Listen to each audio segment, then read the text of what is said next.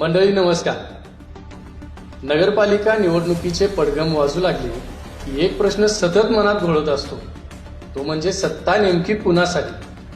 ती आपल्या गावच्या शहराच्या सर्वांगीण विकासासाठी आहे की निवडून येणाऱ्यांच्या वैयक्तिक फायद्यासाठी, किंवा मग नगरपालिकेतून मिळणाऱ्या कमिशनसाठी? गावचा विकास हे उद्दिष्ट बाजूला ठेवून वैयक्तिक विकासाची चढाओढ सुरू होते.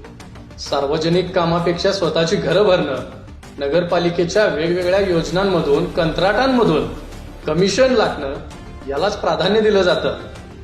यात गावकऱ्यांचा पैसा वाया जातो, विकासाची कामं रखडतात आणि ज्या मूलभूत सोयीसुविधांसाठी आपण त्यांना निवडून दिलं त्या सुविधांची बोंब तशीच राहते. राजकारण हे एक असं व्यासपीठ आहे जिथे तत्वनिष्ठेपेक्षा सत्ता आणि संधी याला अधिक महत्त्व दिलं जातं. असे एक कटू वास्तव अनेकदा समोर येतो. याचाच एक भाग म्हणजे वारंवार पक्ष बदलून सत्तेत आपला हिस्सा शोधणारे राजकारणी.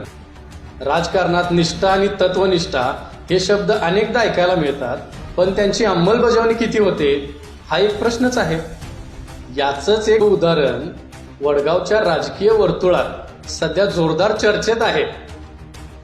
येथील एक माजी नगराध्यक्षांनी चौथ्यांदा पक्षांतर केल्याची राजकीय वर्तुळात जोरदार चर्चा सुरू आहे. त्यांच्या या भूमिकेमुळे स्थानिक जनतेच्या व कार्यकर्त्यांच्या मनात अनेक प्रश्न भेडसावत आहेत.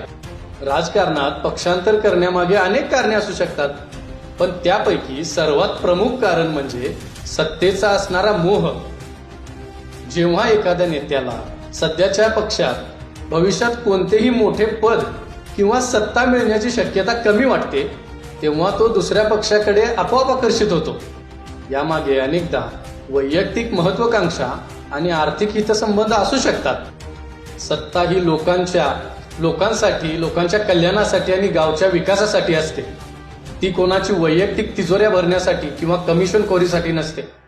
नाहीतर पुढच्या 5 वर्षांनी ही जनता आणि कार्यकर्ते हेच प्रश्न विचारत बसतील की सत्ता नेमकी कुणासाठी होती